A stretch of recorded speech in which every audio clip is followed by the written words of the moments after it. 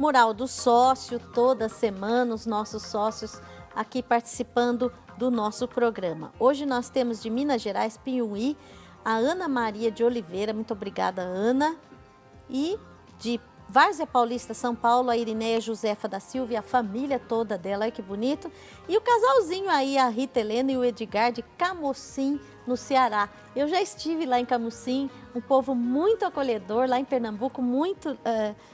Na verdade é em Pernambuco, tá aqui como Ceará, mas a gente já esteve lá e foi maravilhoso poder cantar, louvar a Deus, estar com vocês, viu? Uma alegria muito grande. E a alegria também é que eu tenho hoje de receber aqui no programa Brasil Cristão, estamos ao vivo aqui, Dom José Francisco Falcão de Barros, que é bispo auxiliar do Ordinariado Militar do Brasil. A sede é em Brasília, não é, Dom José Francisco? Em Brasília. E seu trabalho é feito lá, mas também no Brasil todo, né? Onde houver um quartel, onde existirem militares e seus familiares, ali está a solicitude do bispo, do arcebispo militar e do seu bispo auxiliar. E fazendo todo esse trabalho, eu vi que o senhor está fazendo, o arcebispo que está fazendo a Páscoa, pela carta que a gente viu lá, a Páscoa nos quartéis, pelo menos nos grandes comandos, em todos os estados, todas as unidades da federação.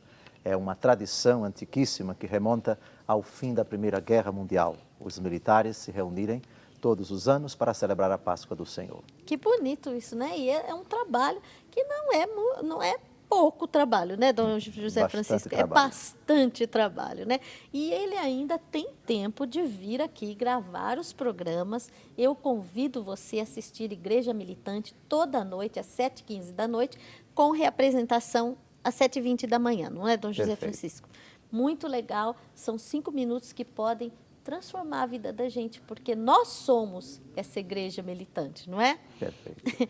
Então, nós estamos falando hoje sobre a página 10 da revista Brasil Cristão, sobre a transfiguração do Senhor. Nós vimos aí o Evangelho, né, o vídeo do Evangelho, e Dom José Francisco já começou a dar uma palavrinha para a gente sobre o que é essa festa, né? O que significa para nós. Dom José Francisco, é amanhã, então? A festa da transfiguração do Senhor, ela é celebrada em 2 momentos do ano litúrgico. Sempre no segundo domingo da Quaresma, pela relação intrínseca entre o mistério da transfiguração e o mistério da Páscoa, e no dia 6 de agosto, festa litúrgica da transfiguração do Senhor. E o senhor vai celebrar com a gente amanhã, né? Eu já convido você a participar da missa amanhã de manhã, né? Você que pode vir, venha. Você que não pode estar conosco aqui presente, assiste pela Rede Século XXI. Dom José Francisco, eu queria ouvir o senhor falar sobre esse evangelho e também depois essa dimensão que o texto da revista Brasil Cristão deu à transfiguração. A mensagem da transfiguração pode ser sintetizada da seguinte forma: Cristo Jesus, em pleno desenrolar do seu ministério, caminha para Jerusalém, caminha para o Monte Sião, onde se encontra a cidade santa, onde ele vai morrer. A notícia da morte de nosso Senhor Jesus Cristo, dada por ele mesmo aos apóstolos, deixa estes cheios de tristeza, profundamente aflitos, desolados. E é nesse contexto de desolação, de tristeza, de aflição, que Jesus convida 3 dos 12 a subirem ao monte. Os evangelhos sinóticos que narram esse texto não dizem o nome do monte, mas a tradição chama de Tabor.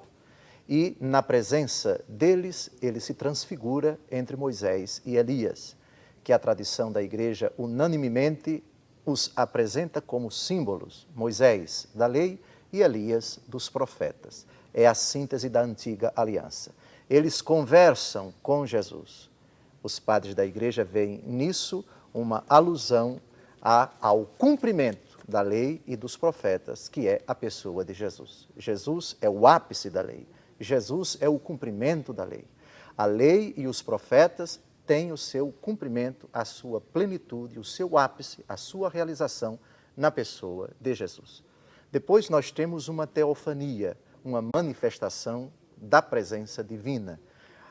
A nuvem, que é símbolo da presença de Deus, evocando assim as grandes teofanias do Antigo Testamento, no Monte Sinai, no Monte Nebo, no Monte Horebe, onde Deus se revelava aos seus mais próximos, Moisés, Arão, Elias, Eliseu e assim por diante.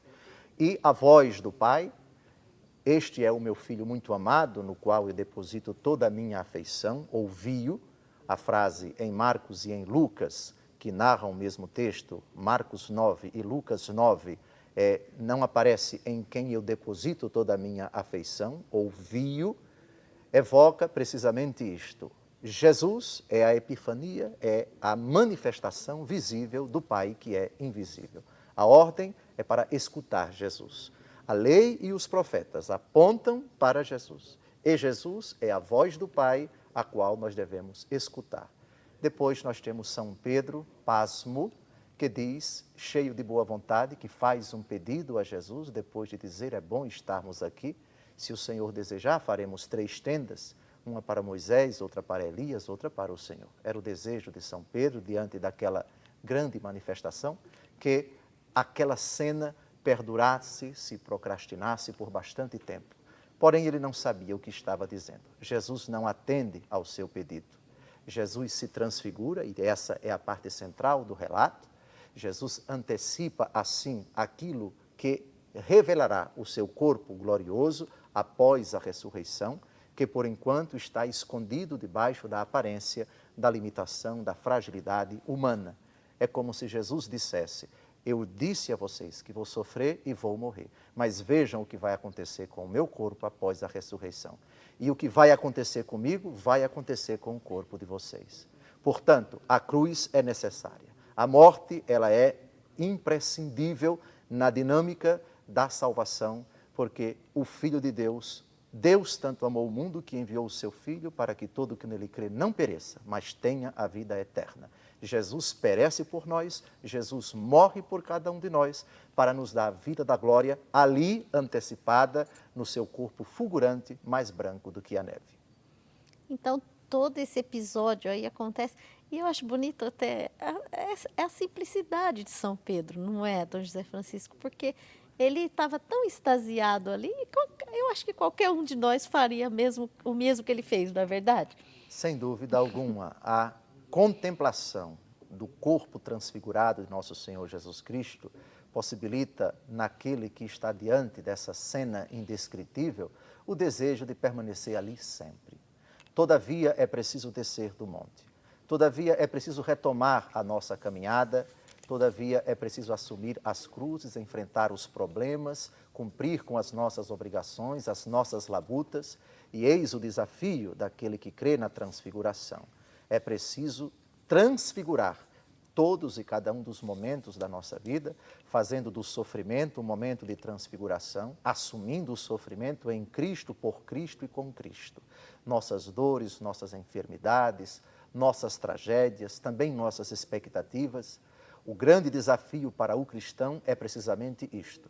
Em cada instante da minha vida, eu estou com o Senhor, caminho em sua presença. Completo em minha carne, São Paulo diz, Colossenses 1, 24, aquilo que falta à paixão de Cristo em benefício do seu corpo, que é a igreja. Eis em que reside, eis o que consiste o mistério da transfiguração. É assumir a missão, assumir a responsabilidade que Deus coloca nos meus ombros, tomar a minha cruz, segui-lo, fazendo do cumprimento do meu dever, da aventura humana, cada instante da minha vida, um momento de transfiguração. E transfiguração poderia ser definida de uma forma muito bonita como São Paulo. Eu vivo, mas já não sou eu que vivo, é Cristo que vive em mim. A minha vida está escondida com Cristo em Deus. Eu estou morto e a minha vida pertence ao Senhor. Está escondida com Ele na glória. Completo na minha carne o que falta, a tribulação de Cristo nosso Senhor, em benefício do seu corpo, que é a igreja. Que maravilha a gente viver isso, não é? É um privilégio, né, Dom José Francisco? E também é um privilégio a gente receber aqui os nomes de pessoas que se tornam novos sócios. É uma alegria muito grande e a gente agradece de todo o coração. No final do programa, Dom José Francisco vai dar a bênção para cada um de nós, de modo especial a essas pessoas que disseram o seu sim hoje. A Maria Lourdes Cicote, de Tanabi, estado de São Paulo, e lá de Manaus, no Amazonas, a Clemilde Reis de Lima. Muito obrigada, viu? Olha, estou colocando aqui na urna já para depois o sorteio. Nós temos aqui já participações, Dom José Francisco. Boa noite, César Fontolan, que é um assíduo telespectador do programa Brasil Cristão. Boa noite, parabéns. Pedindo a sua bênção, Dom José Francisco. E ele diz o seguinte, minha pergunta.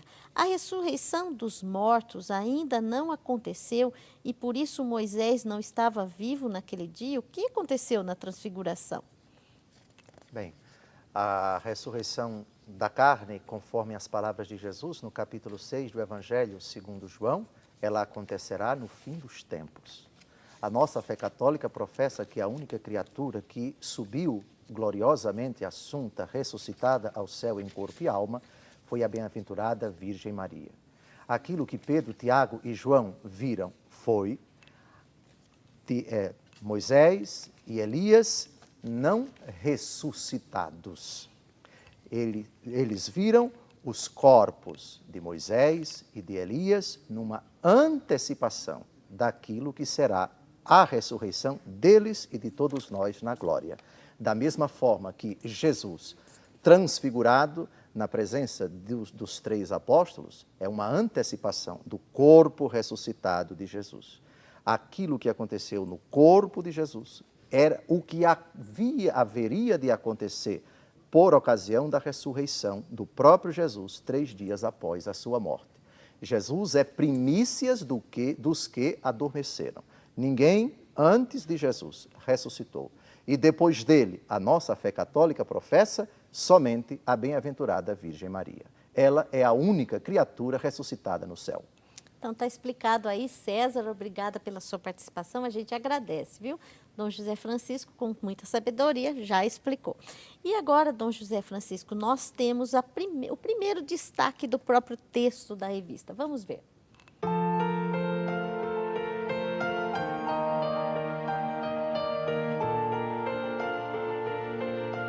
As sensações só podem ser percebidas se o coração estiver disposto a enxergar além da névoa. A partir dessa palavra, eu sei que o senhor tem muito a nos dizer. Bem, a nuvem no Antigo Testamento é sinal da presença de Deus.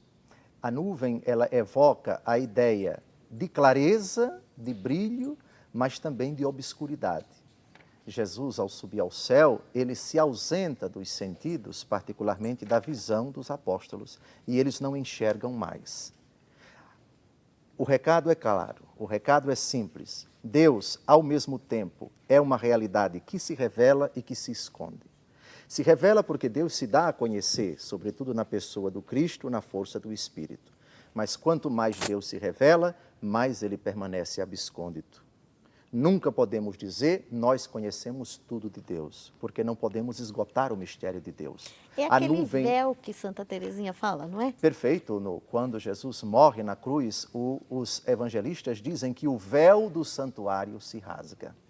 Ou seja, aquilo que nos mantinha afastados de Deus, a distância que existia entre o Criador e a criatura, agora não existe mais. O véu é símbolo daquela distância, da inimizade que existia entre a criatura e o Criador. O véu foi rasgado. A inimizade agora não existe mais. Então, a névoa evoca essa ideia, esse convite, esse chamado de, pela fé, enxergar para além dos sentidos o Deus que não se vê. A definição de fé em Hebreus capítulo 11, versículo 1 é exatamente essa, aspas. A fé é a posse antecipada do que se espera, é a certeza de que existe aquilo que não se vê.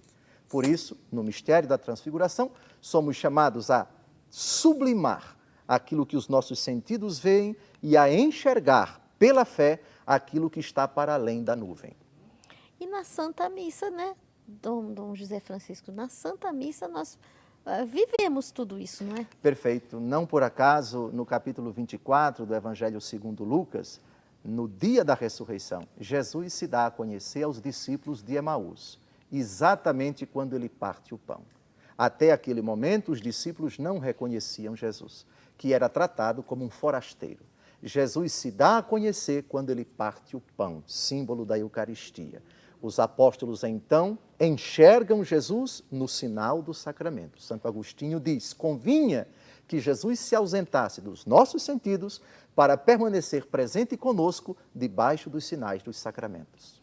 Então, é um momento tão importante da vida da gente, talvez fosse melhor a gente prestar mais atenção ou dar um pouco mais de carinho a esse momento, né, Dom José Francisco? Sem dúvida alguma. Quem sabe uma exortação da sua parte nesse sentido faz muito bem para a gente também. A predisposição, o que se exige de nossa parte, essencialmente para celebrar dignamente o mistério da Eucaristia, é celebrar com fé, a fé da Igreja, que reconhece que durante a celebração da missa perpetua-se, torna-se presente o único, eterno e irrepetível sacrifício de Cristo no Calvário. A única diferença entre o sacrifício da cruz e o sacrifício da missa é que um é incruento, sem derramamento de sangue. O outro é cruento, com derramamento de sangue. A missa, todavia, não é a repetição, não é a substituição do único sacrifício de Cristo na cruz. Esse único sacrifício, Jesus Cristo realizou uma vez por todas, para sempre, diz a carta aos Hebreus. Portanto, para além dos sinais, os ritos, o gesto, a ceia, trata-se de uma ceia sacrificial. O altar é o patíbulo da cruz. A vítima é Jesus Cristo. O sacerdote que oferece é o próprio Jesus Cristo, ali representado, ali tipificado na pessoa do sacerdote que age na pessoa de Cristo, cabeça e pastor, transfigurando, consagrando as espécies do pão e do vinho. Sem essa predisposição, a missa não passa para aquele que não crê de um conjunto de ritos, mesmo bonitos, que não tem repercussão na vida das pessoas. Só pela fé. Somente pela fé. Sem a fé é impossível conceber, aceitar, celebrar dignamente o santo sacrifício da missa. E é por isso que a gente insiste tantas vezes em convidar você a mandar os nomes dos seus familiares, dos seus amigos, o seu nome para a Santa Missa. E nós queremos prestar esse serviço, não é, Dom José Francisco, que faz parte desta obra, está amanhã celebrando aqui, amanhã de manhã estará celebrando a festa da Transfiguração, se Deus quiser. Então eu convido você, ainda tem um intervalo e tem mais um bloco do programa, manda o nome do seu pai, vivo ou falecido, durante esse mês, mas sempre estamos abertos a receber as suas intenções.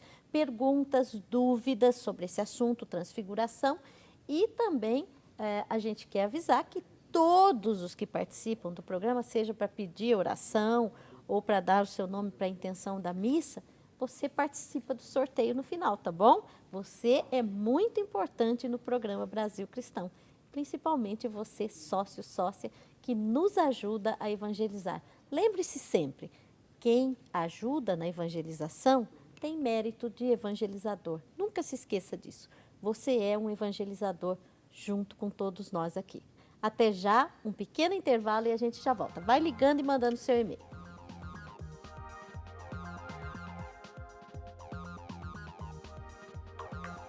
Não perca na página 19 da sua revista Brasil Cristão 2 emocionantes testemunhos de fé, na coluna Graças Alcançadas.